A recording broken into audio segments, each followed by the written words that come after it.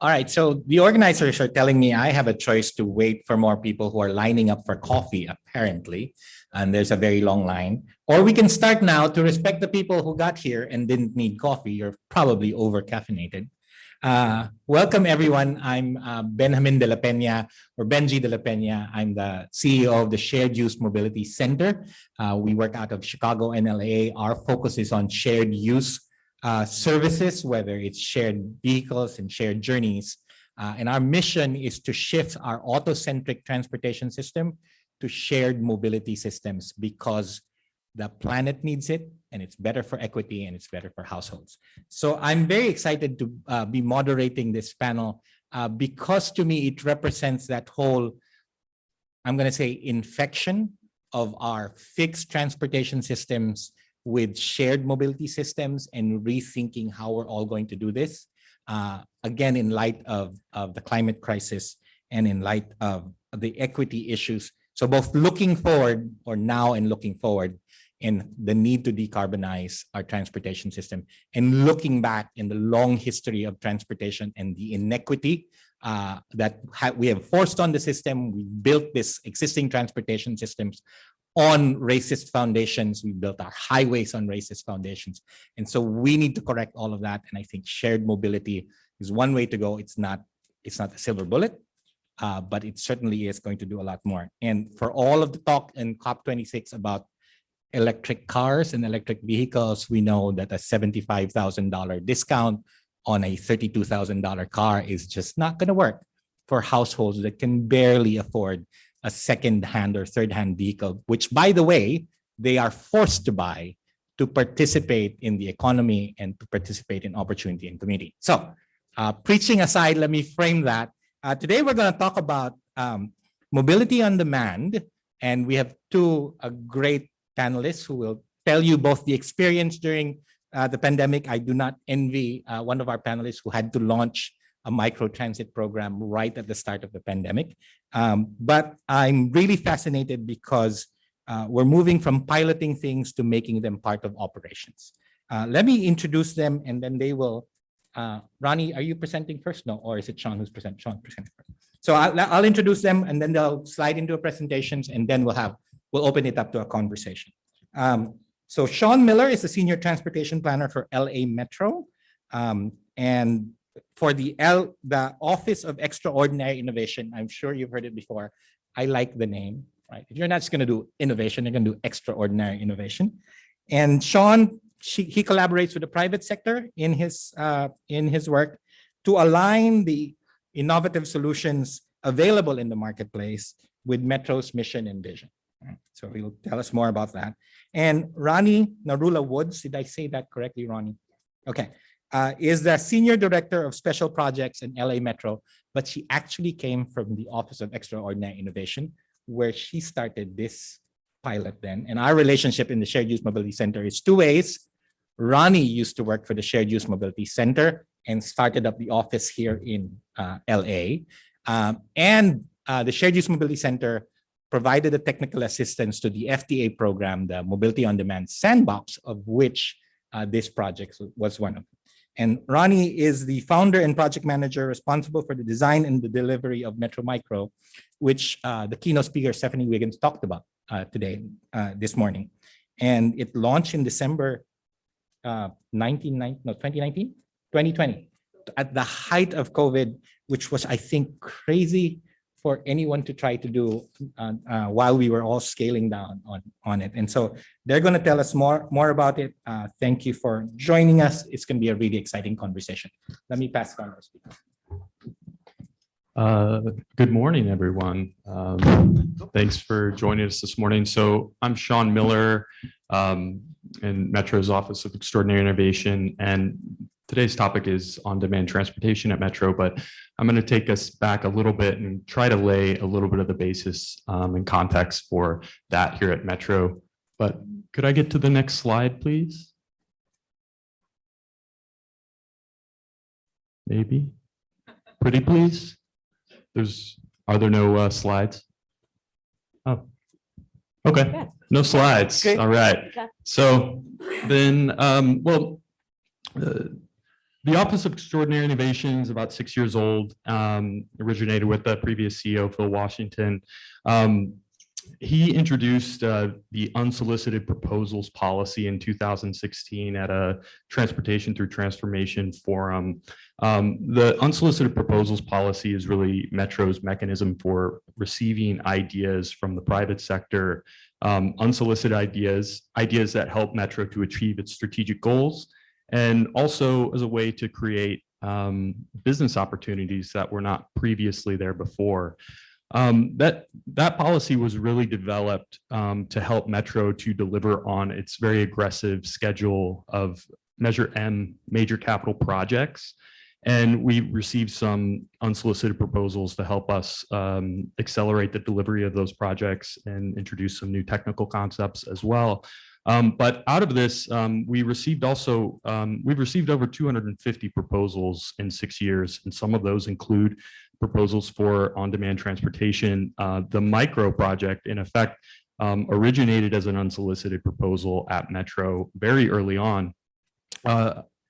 And I think the very first kind of on-demand type of service that we ran at Metro was a partnership between Uber and Metro, where we had the Uber Expo project in 2016 when the E-Line Expo opened up, and riders were able to take an Uber ride to or from Metro stations along the Expo line at a discounted rate over its opening weekend.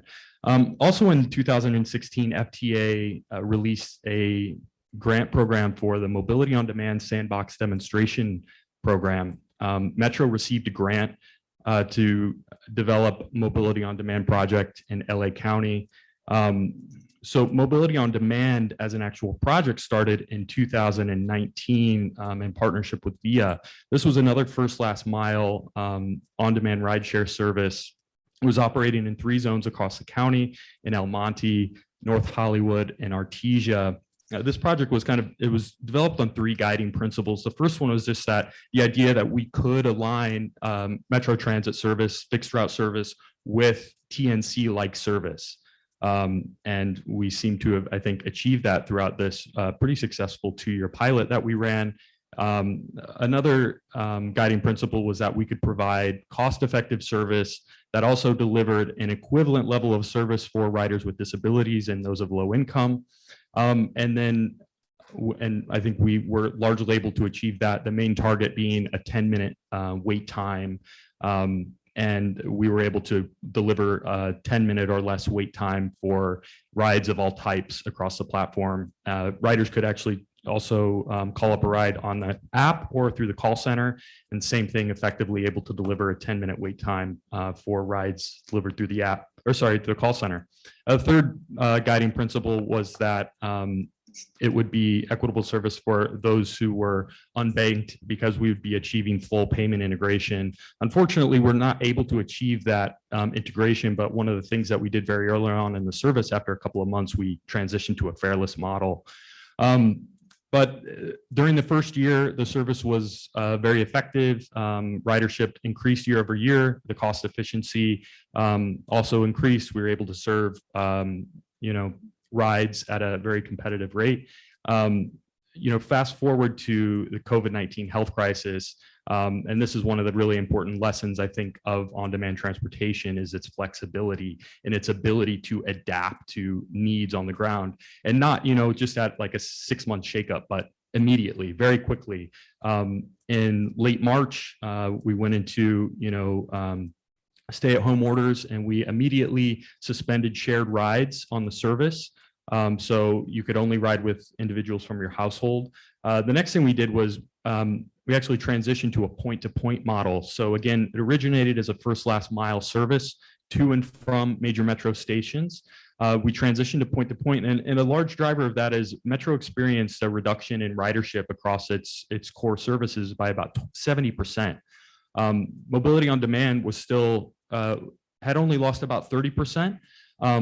But we felt that if individuals were not going to the rail station, they weren't using bus, what was would drive them to use mobility on demand. So we transitioned to that model, and what we saw was pretty incredible that toward the end of the pandemic, we were carrying more than 2.5 times the number of riders that we had carried the year before.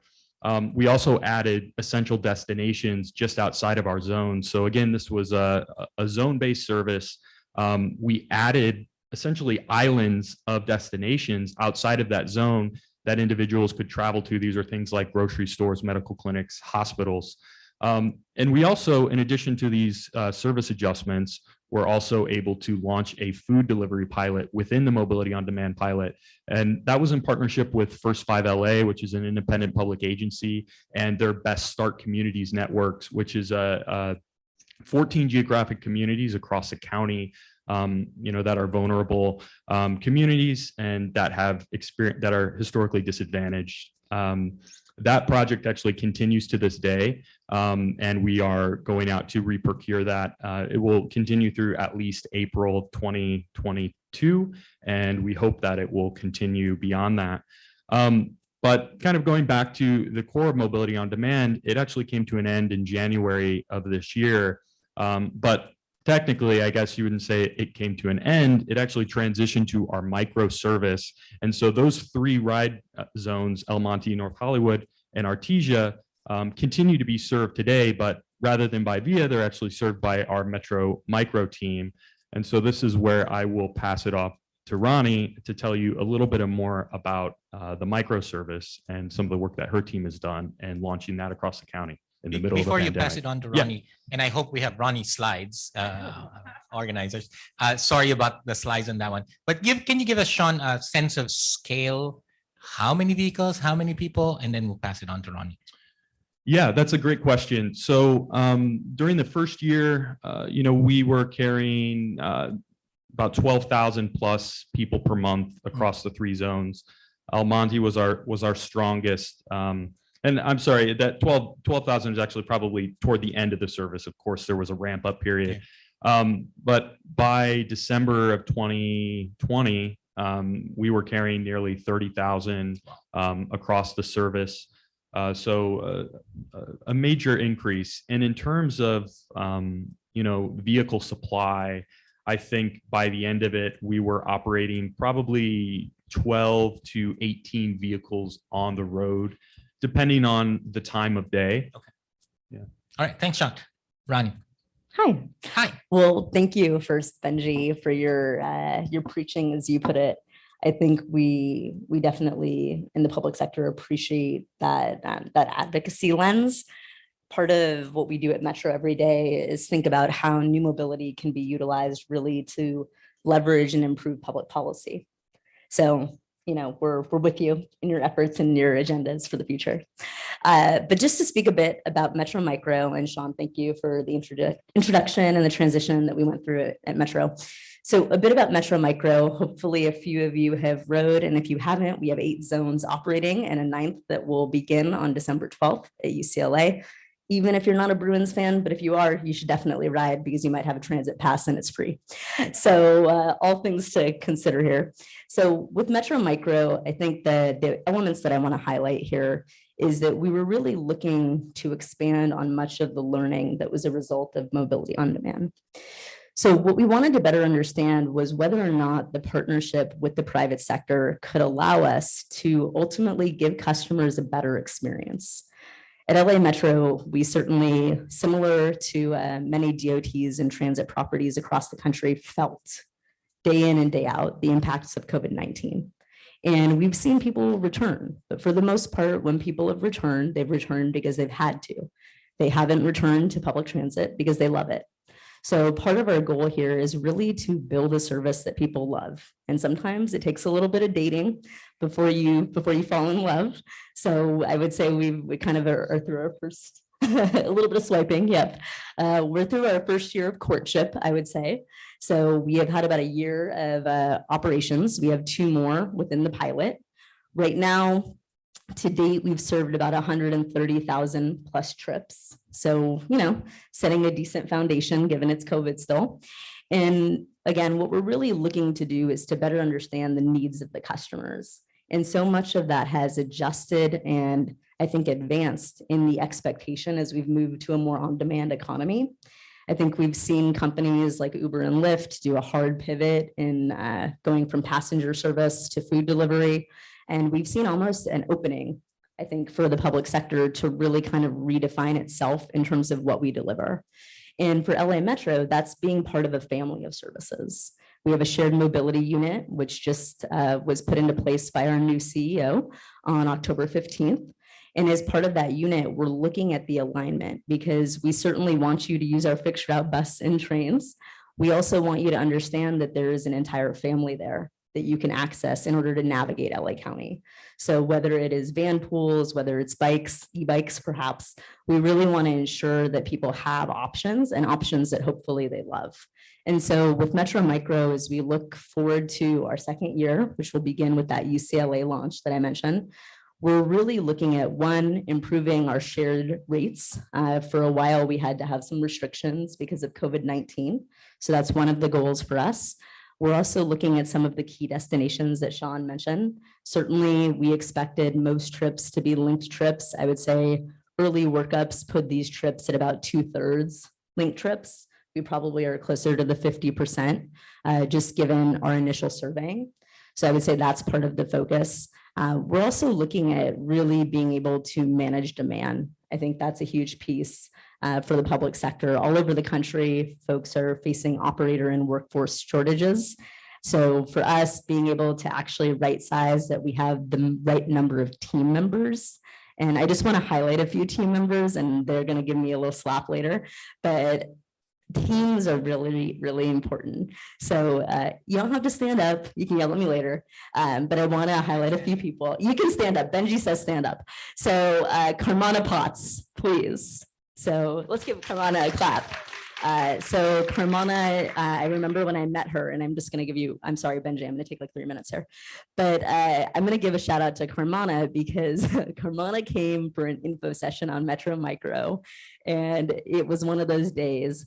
And we got really nervous because we ended up finding out later that somebody that might have had COVID was in the room, and we were early into protocols, and still Carmana stuck with it. So Carmana, you rock. Secondly, Cynthia Rodriguez, please stand up. So Cynthia has been amazing just in terms of, I think, her background and her expertise. She stood up in so many areas to help train our team. One of the experiments that we're doing with Metro Micro that I am thrilled about and drive everybody nuts with is that we are trying to create a different type of culture. Public agencies, Metro included, and my boss might say something to me later about this, struggle. We struggle with culture. We struggle with having a culture that is positive, a culture that is kind, a culture that makes you want to come to work every day. And when the majority of our workforce is frontline employees, making it a place that people want to come to is more important than ever. So I just really want to give a shout out first to Cynthia and Carmana for being killers and just rocking it and doing the frontline work and training up the operators, because part of the Metro Micro model is that we actually convinced all of these people that are Metro Micro drivers to be frontline employees in a pandemic. That's insane. It really is, but we appreciate them. And we're trying to, again, make it a very flexible experience. We're trying to give them some of that really unique flexibility that I think companies like Uber and Lyft do really well with a gig economy, that it's much more difficult to attain within a union employee workforce. And then 2 other shout outs, just real quick. Sorry, guys, love you. Okay, Monica Wagoner. So Monica on November 30th will be with us for 1 year. And Monica is just a Jacqueline of all trades, and she's been amazing. And then Andrew, sorry, buddy. So Andrew Carrasco has been running our daily operations, even when he wasn't supposed to. And so that's my kind of guy. And I just want to really give those shout outs, because trying to create a high performing team in an 11,000 person bureaucracy is one hell of a job. And I'm not doing it alone. And it requires the kind of innovation and the work that the Office of Extraordinary Innovation is doing in the Office of the CEO, combined with people that are running day to day. So I just wanted to make sure that I highlighted the group effort and team effort here. That's fantastic. And we should add to that Office of Extraordinary People, that you're running. So big shout out to everyone who's running it. So let me ask first, we'll talk about lessons learned, right, that you're learning, but let's put it in the context of COVID. One, it was crazy to launch this during COVID, but I really like what Shaun said, that transit or the whole of Metro lost 70% of ridership, but shared mobility or the micro system, the mod system, lost about 30%. Can you explain that a bit? And what was that? Was it the necessity of the service and that you were serving more people who needed to go to their places of work? What do you think were you learning about that? Oh, now your slides are ready with the slide presenter. There might be some nice graphics that you still want to show, but yeah, okay. Yeah, so why were people continuing to use mobility on demand? Because they still had a lot of places to go. I think our survey data indicated that for the most part, people were still using the service to get to work and to, run their necessary daily errands. And I think the fact that it was still just really convenient and flexible. So, again, one of the sort of benefits of mobility on demand was that our target was a 10-minute wait time. We had eliminated shared rides, so they were, people felt very safe using the service. And then it was also really convenient. So if you otherwise maybe had to wait 45 minutes at a bus to connect to where you needed to go, you could still use mod with only a 10-minute wait time. So that convenience, that flexibility, and that added level of safety, especially when nobody really knew how this virus was spreading. And even as we learned and realized that, it was transmitted through the air, you were less likely to get it if you were in a vehicle with one other person than if you were on a bus or a rail car with 50, even though, we found out that there was still very low transmission on these, other modes. So I would say that it's just because the fact that even though we were told to stay home, there are of course a lot of people that had no choice. They still had to travel, and mobility on demand presented a safer and easier way for them to complete their journeys. Right, Rani, do you want to add to that? Well, in terms of COVID lessons, right, and like starting which something. COVID lesson? So I think for us, we were kind of scratching our heads, and there was this moment where there was this big question, frankly, are we still going to launch micro? Do we still have jobs? And, when we were trying to better understand, and frankly, we were really fortunate that Shaun and his project had already been going and proving out that there was still this latent demand for on-demand services.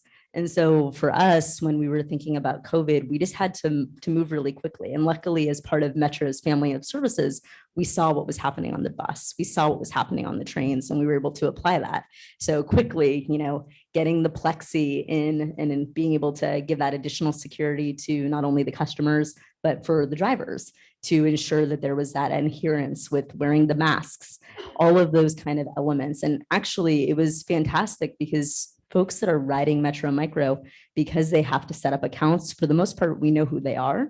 And I think just in terms of the respect of the user terms, it was very enforceable. We still have issues. And I know the team knows that. We still have issues and areas for improvement, but I think when it came to COVID guidelines, the adherence was so much quicker than what we saw on the fixed route system.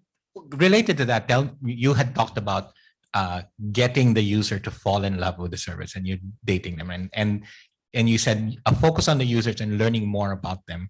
What is it that Metro Micro allows you to what's in the system that allows you to understand the user more that maybe in the fixed transit system and the large systems that we have is not there, and you're hoping those systems pick it up? Well, probably two things come to mind. One is just the data. The amount of data we have blows my mind. It's hard to even suss through the kind of data that we have. And I think that's one of the challenges, especially if you're a smaller transit property. And even for us as I think a medium or, large size, is just having the actual staffing to be able to parcel through. One of the things that I think LADOT has done fantastically at is that they actually have data scientists. That's one of the things that Salida focused on, was bringing data scientists in-house. And Metro, we're not there quite yet, but we got to get there. So I think having more data to make data-driven decisions about where we operate, how we operate, and how people are using the service. Because in a kind of a right-sized system, micro only makes sense some of the time, and that's okay. That's a good thing. So I think that's one thing that I would really highlight in regard to that. What about user adoption during COVID, right? How did people learn about the service? I guess there was this urgency to it for the people who really needed to get to work, and you couldn't, if bus services were down, you needed to find another way to get to work. How did they find out about Metro Micro? Was it all just public service announcements and the usual kind of media, or did you do anything special? So it was actually really targeted. And so I'm going to give a little shout out to our crew up there from Ready Artwork. So one of the things that we did with Metro Micro is we used a pre-development agreement, PDA P3. Yeah, that sounds terrible. What does that? Say that again. I know, right? So it's a pre-development agreement, public-private partnership. And the short version is that we realized as LA Metro, we knew something about building rail stations. We kind of got it down, the concept of design and build. The question was, could we take that same framework for building a rail station and apply it to a transit service? So could we, with the help of the private sector, design it and then actually then operate it? And so I think one of the benefits that we had, frankly, was that we had a lot of the private sector teams step up with us to be able to gauge the market and also adjust at a pace that's really hard for government to adjust at. So Ready Artwork and some of our other subs, Ariano Associates and such, they were really able to kind of better understand the marketplace. Where I think we probably still have room to move is that because of those restrictions per COVID-19, we really didn't have the field presence. I almost think of it as GOTV, but for transit. And we haven't had our GOTV field team out yet. So we still have more to do. But you already have lots of ridership, even without the get out the vote, right? We're doing all right. We're setting the foundation. It sounds like what you did was a change in procurement, which those of us who work on GovTech and government is like, that's the holy grail. Yeah. And so what were some of an Office of Extraordinary Innovation with its unsolicited proposal? That was the change. What were some of the lessons from that you think are getting incorporated to Metro's processes or should be incorporated by any transit agency that's trying to do this? So you mean just in terms of like a delivery method? Yes. Yeah, I mean that partnerships with the private sector and the public sector can work. Regardless of sort of what the expectations are on either side, I think that, definitely with mobility on demand, we saw that there's common ground. When Rani was talking about data sharing just a minute ago, mobility on demand, we were able to negotiate a pretty robust data sharing agreement. But not every potential partner was able to get to the place that we needed to get to, and we selected the partner that was willing to meet us where we wanted to be met. I think that it also adds this layer of flexibility, which again, when you have alternative models operating, you're able to make adjustments. Mobility on demand was always meant to be iterative. It was always meant to change, even outside of a pandemic. In the first year, we were able to make, add to our service zones. We were able to add to the hours of operation so that by the time something like an event like COVID-19 reached us, we had already sort of built some of this flexibility and this adaptiveness into the service, which again, I think, a public agency is not always set up to do, in normal times. So those are just, I think, some of the benefits of that. There's, also additional benefits like risk sharing, right? Which are also really important. Metro still retains a lot of the risk in these types of projects, but we are able to share that with private operators in certain scenarios, which then actually reduce costs for Metro. So I think there are lots of other lessons as well, but those are just a few of the key ones. And I would just add on the procurement side, I really strongly believe that the most important advocate you have is your contract administrator. So for anyone, Marla's laughing, seriously, but being able to get your contract administrator to understand your vision. So often, I think someone explained it to me once, a contract administrator is meant to service a loan. So if that's their job, trying to get them to figure out how you wiggle around regulation is not their gig. So I think for the public sector and for project managers that want to do something that's different, they really have to be able to build those internal allies. Related to that, right? So the micro program is a small part of a huge organization, huge operations, right? So you also have an internal audience that you're trying to convince. This is a 3-year pilot, right? And I assume you want it to continue further and grow, right? For those of us who might be working for transit agencies or for the private sector players who are trying to tell transit agencies you need this service, what are the key messages that are important internally, right? For the operating agency to say, this is important and we should be addressing this. We should be providing mobility on demand in cultures that are used to either you're a train guy, an infrastructure guy, or you're the bus guy, right? So what is those key messages? And maybe I'm putting you in the spot. It's not all guys. Yeah, I'm sorry. Right, it's not all guys. Exactly. Okay. And I'm just giving you a hard time, Benji. But I do think part of it is you really do have to have that same ground game and getting customers to try your service. You need that same ground game internally. I think in order to really be able to move in these entities, whether it's a DOT or it's a transit property, it's being able to explain how an experiment is going to add value to the core product. So for us earlier, I mentioned linked trips. I'm actually going to go to a slide real quick, if that's okay.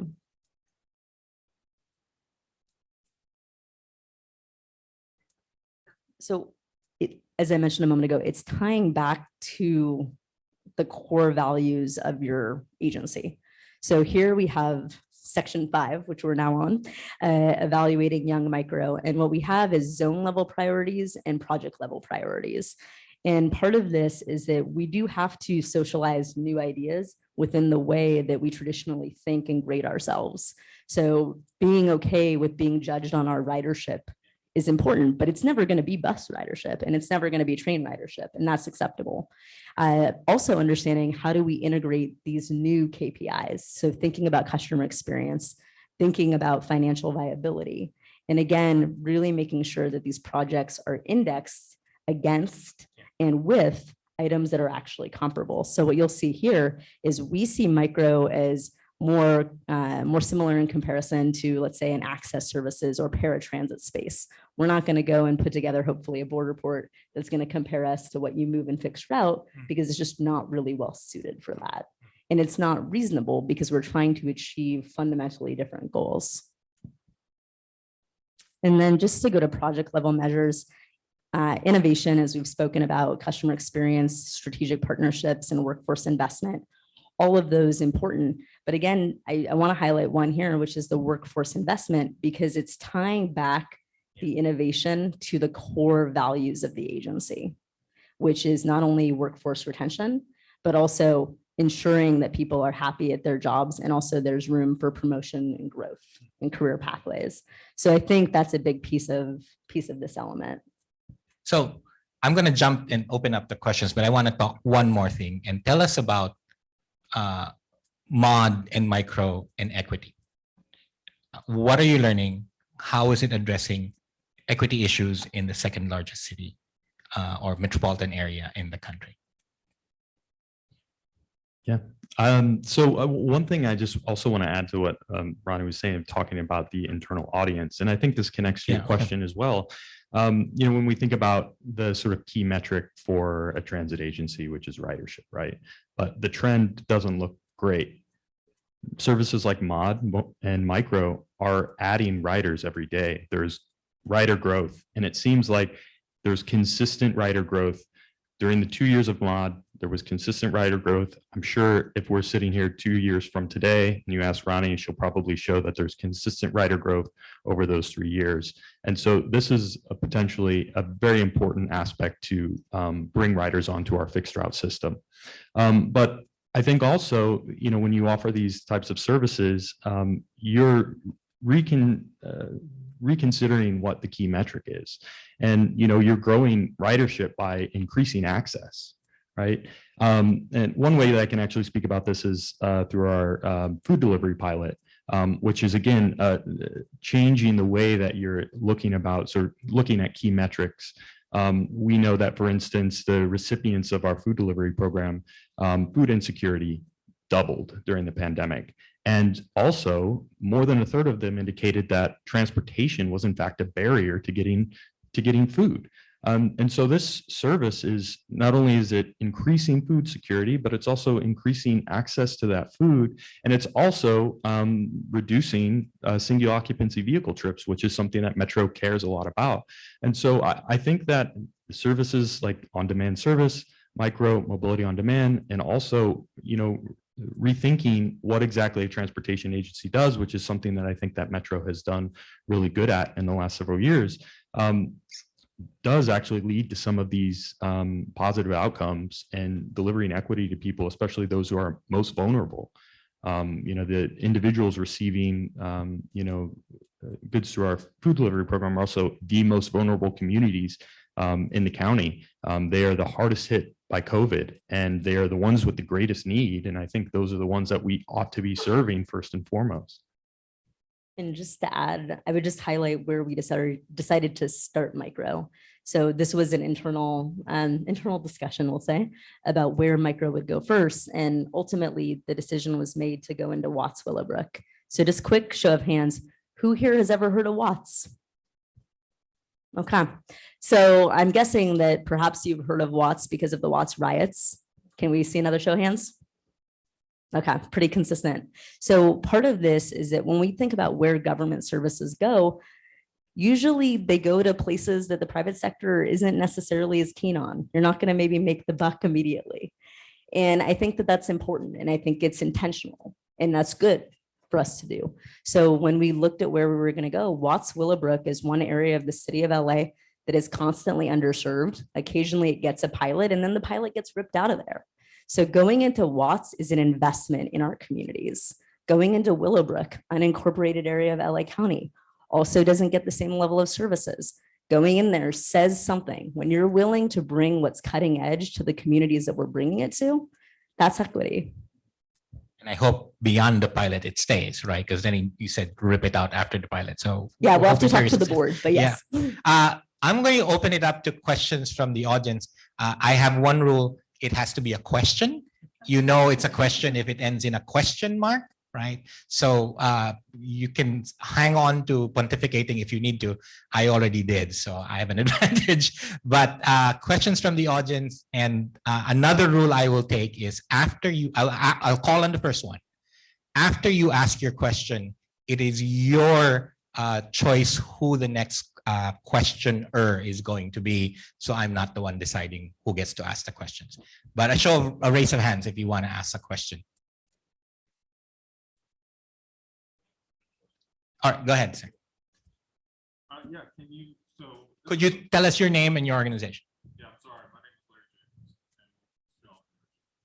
And so this is the first I've heard of so very interesting concept. Glad to see that it's focused communities of need first and foremost. You haven't talked about the fleet and how you're managing. Talk about that depots, like vehicles. How does that play into the discussion? Sure. So for our fleet right now, we have a new model. I mentioned earlier the PDA-P3, Larry. So what we're looking at is we have about, I'm going to say about 7 different cars in the fleet. The auto shortage hit us just like it hit everybody else. So we're constantly iterating with that. Right now, we do have aftermarket retrofits for EVs. Our first launch with EVs will be the Ford Transit 350, and that will go on the street on December 12th. Our hope is to continuously move with the marketplace to test out new electric vehicles.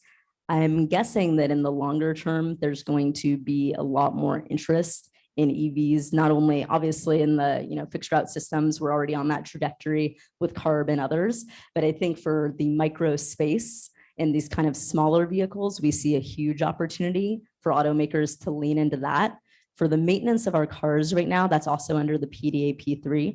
So unlike the driver work that's done from our team directly, our union employees and the supervisor work, the actual work on the maintenance of the vehicles, because that's not core to our business today. We don't usually service these vehicles. That's actually under the PDA P3.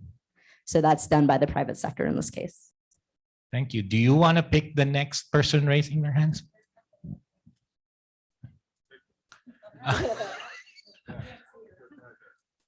I can't see it either because of the lights, but go ahead. Could you stand, tell us your name and your organization and ask your question? Yes. Thank you. I really cannot see you because of the light.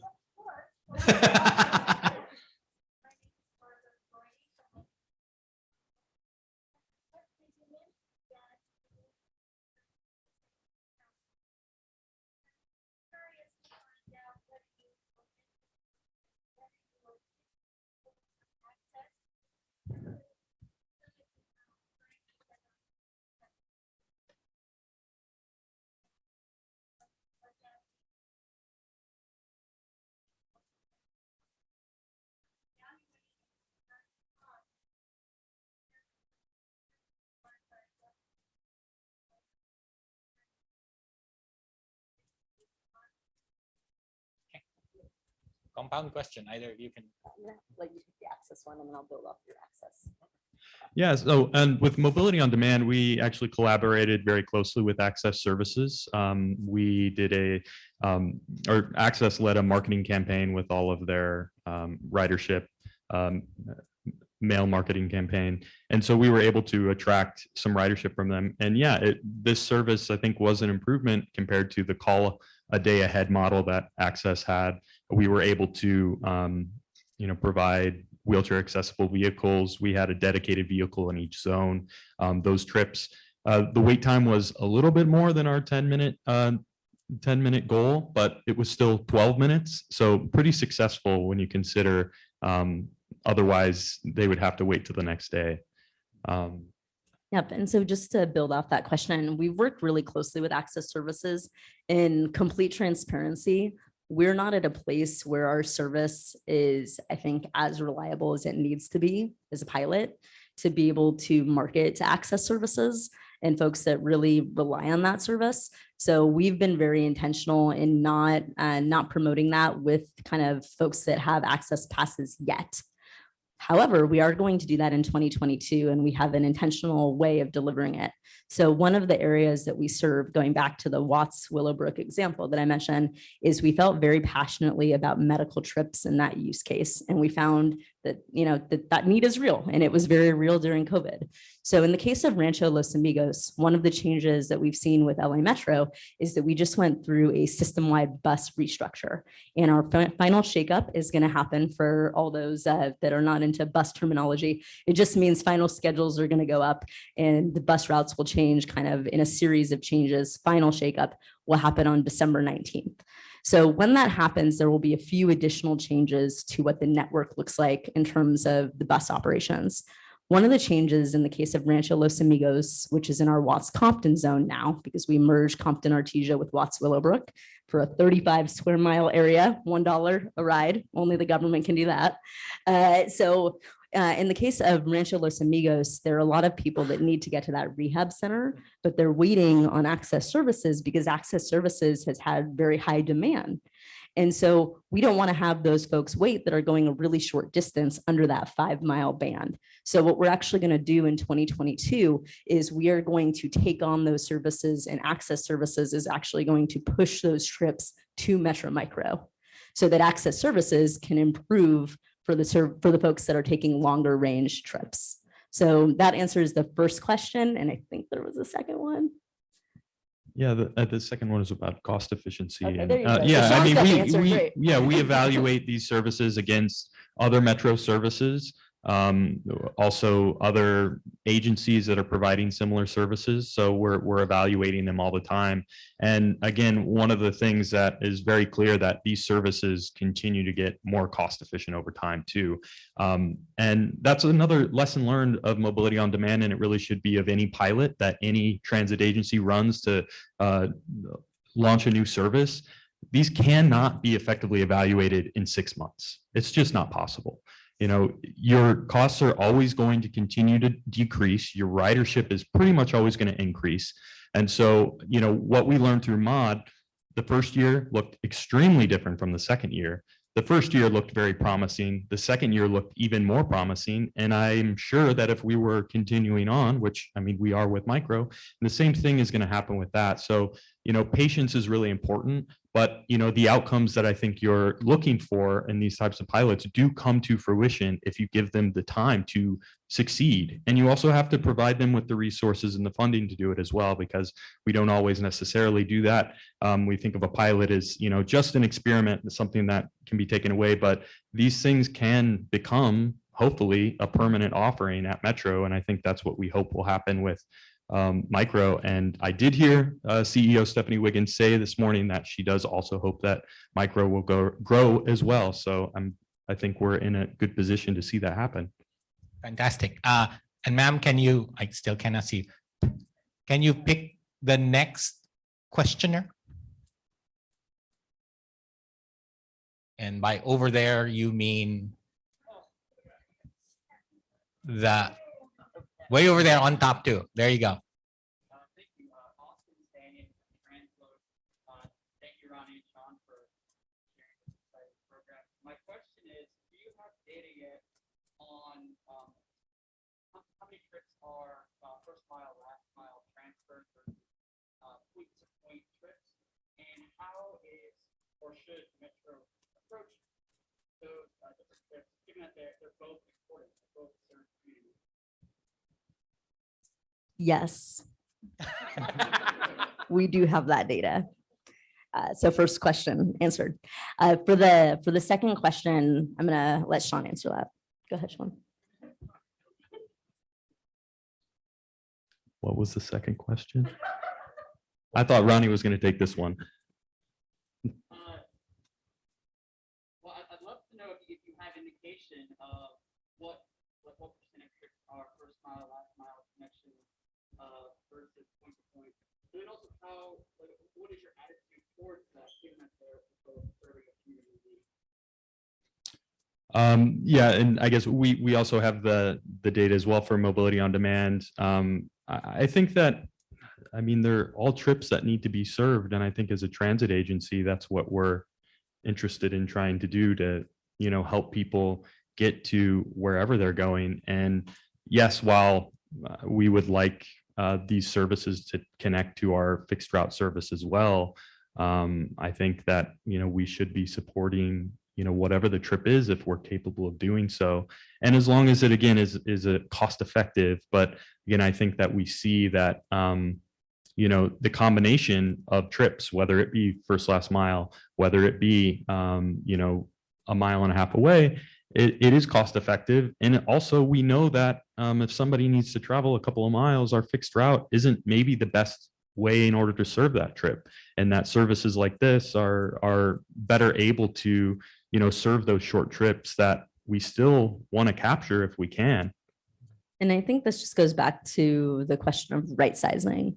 And I keep kind of going back to that, is this concept that we are inherently multimodal. You can be someone who uses a bike, sometimes uses a micro, sometimes uses a bus, personal car. That's perfectly fine. That's how you navigate LA. It's how you navigate life, right? Is that you have to have options. Hopefully we can give you good ones.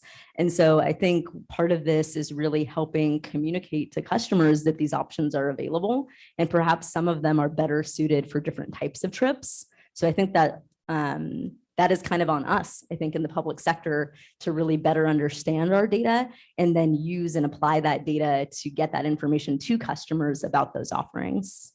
And just related to that, right? What's the number? 40% of all trips are under a mile, right? And the only option we have now is, well, can drive there. And so that's what we want to try to target. So it's not just do I get to the station or the bus station or point to point? It's like all the other trips. Sorry, preachy there. We've got time for one more question, then we're going to have to wrap up. So could you, Austin, pick whoever is raising their hand as the last question? All right, Andrew Glass Hastings. Work for Transwest. We provide mobility services for our employers.